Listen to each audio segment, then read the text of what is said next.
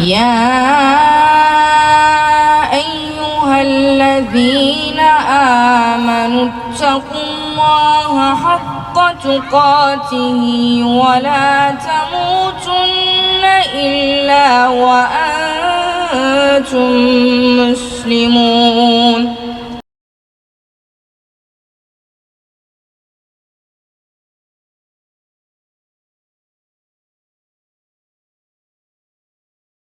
İşte bunun için çalışıyoruz.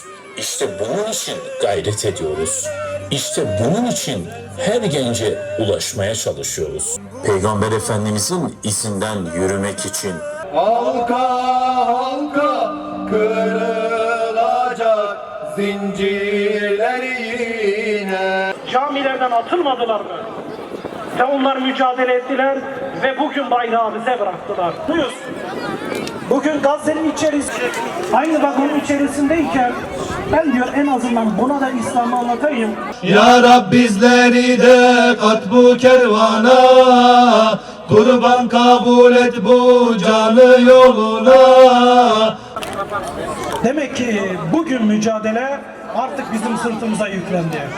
Biz davet ve gençlik olarak şu isme baktığımız zaman davet ve gençliğin içerisinde ne yatıyor? Davet ve gençlik bize ne çağrıştırıyor? Bu iki kavram, davet ve gençliğin yan yana gelmesi sıradan ya da tesadüfi bir şey değildir. Çünkü tarihten beri bütün davet çalışmaları, İslam'a hizmetler, mücadeleler hep gençlerin sırtında oluştu. Hep gençler İslam'ı taşıdılar. Onların hızlı akan kanları, onların o mücadele ruhları, onların o cihat ruhları İslam'ı bugüne bize en güzel şekilde ulaştırdı. Çünkü gençler iman sahibi olduğu zaman, gençler dava sahibi olduğu zaman diğer yaşlılar gibi değiller. Çünkü onların bir gücü var, kuvveti var, içleri öyle bir yanar, öyle bir hareket haline dönüşür ki hiç kimse onların karşısında duramaz. Ebu Zer iman ettiği zaman yerinde duramadı. Daha 20'li yaşlarda olan Ebu Zer bir anda Mekke'nin yanına gidip İslam'ı haykıracağını söyledi. İman kalpte durmuyor. İman hayatın içerisinde akan bir volkana dönüşüyor. Abdullah İbni Mesud 16 yaşında iman ettiğinde daha böyle cılız, kendi halinde bir sahabeyken ben dayanamıyorum ya Resulullah deyip Kabe'nin yanına gidip Rahman suresini okuyor. İslam böyle yayıldı.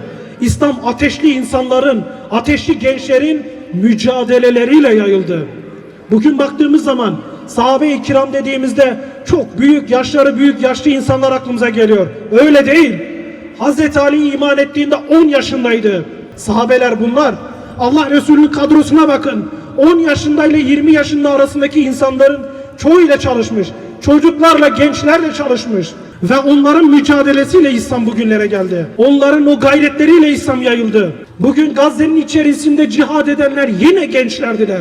Bakın o tünellerden çıkan gençler, İsrail'e tarihinin en büyük darbesine vuran o gençler ve büyük bir mücadele sergilediler. Büyük bir direniş sergilediler. Bugün mücadele artık bizim sırtımıza yüklendi. Bizler Müslüman kardeşlerimizin yanında olduğumuz zaman güvendeyiz. Bizler bu ortamlarda olduğumuz zaman güvendeyiz. Bizler camilerde olduğumuz zaman güvendeyiz. İslami ortamlar ve İslami hassasiyetlere sahip olan insanlarla beraber oturup kalktığımız zaman güvendeyiz. Bismillahirrahmanirrahim.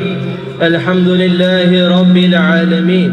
Salat ve selam alemlere rahmet olarak gönderilen Efendimiz Hazreti Muhammed sallallahu aleyhi ve sellem aline, ashabına ve kıyamete kadar izinden gidecek bütün müminlerin üzerine olsun. Allah'ım bizleri İslam'ın izzetini yüceltmek için çalışan samimi dava ellerinden eyle. Kalplerimizi Kur'an'la bağla, sünnet üzere sabit kıl.